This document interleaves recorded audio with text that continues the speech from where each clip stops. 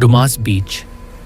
श्मशान से समंदर तक गुजरात का सूरत शहर अपनी व्यापारिक पहचान के साथ साथ एक ऐसी जगह के लिए भी प्रसिद्ध है जो रूह कंपा देने वाली है। डुमास बीच, जहां दिन में लोग रेत पर खेलते हैं, वहीं रात होते ही वही रेत कुछ और बयां करती है। लहरों के शोर में किसी के रोने की आवाज मिलती है और हवा में राख जैसी कोई गंध। स्थानीय लोग कहते हैं यह रेत सिर्फ रेत नहीं, अधजली चिताओं की राख है। 4 दोस्त राहुल, कविता, विक्रम और नेहा मुंबई से एक ट्रिप पर गुजरात आए थे। वे एडवेंचर लवर्स थे और जहां डर होता था वहीं इनका रोमांच शुरू होता था। सूरत पहुंचते ही उन्होंने सुना, डुमास बीच मत जाना रात को, वहां आत्माएं भटकती हैं। राहुल हंसते हुए बोला, भूत वूत कुछ नहीं होता, डर सिर्फ दिमाग में होता है, कल रात चलेंगे वहीं। बाकी भी तैयार हो गए। उनके लिए यह सिर्फ एक और हॉन्टेड एक्सपीरियंस था, लेकिन डुमास उनके लिए कुछ और ही प्लान कर चुका था। अगली रात 10 बजे वे डुमास बीच पहुंचे। चांदनी रात थी और बीच लगभग सुनसान।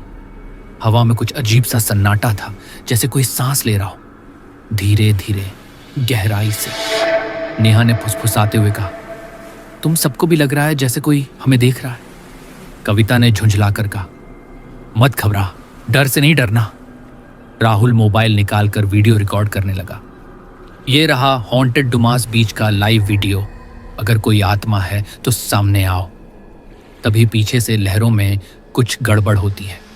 एक अजीब सी परछाई लहरों के बीच उठती है, लेकिन जब टॉर्च डाली जाती है कुछ नहीं।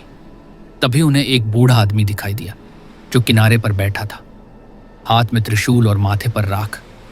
तुम लोग चले जाओ, उसने धीमे लेकिन सख्त लहजे में कहा। यह रेत सिर्फ रेत नहीं, यह अधूरी चिताओं की राख है।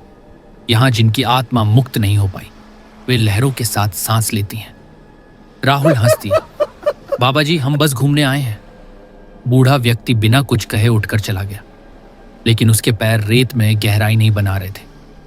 रात के करीब 1 बजे मौसम अचानक बदलने लगा। हल्की हवा तेज हो गई और लहरें किनारे तक चढ़ने लगी। टॉर्च बार बार बंद हो रही थी, मोबाइल सिग्नल गायब।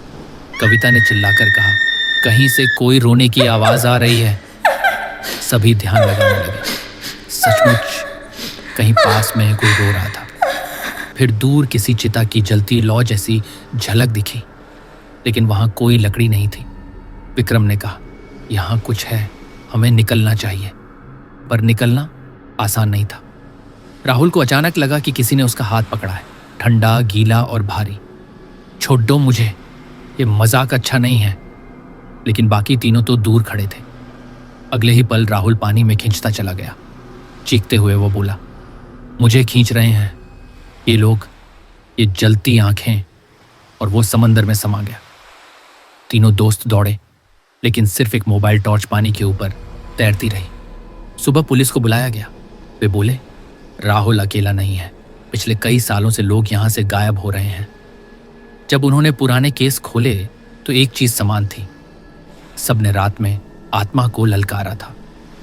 राहुल का शव कभी नहीं मिला। राहुल की चीखें समंदर में दब गईं और तीनों दोस्त, कविता, नेहा और विक्रम, बस देखते रह गए।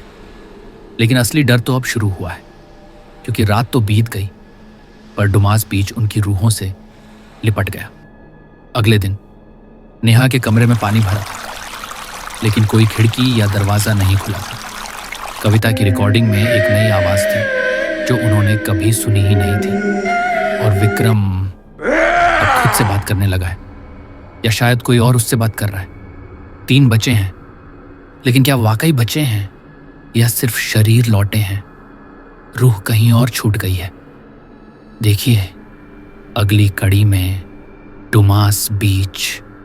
जो लौटते हैं वो वहीं नहीं रहते। आप देखते रहिए हॉन्टिंग इंडिया। यहां डर सिर्फ बाहर नहीं, अंदर तक जाता है।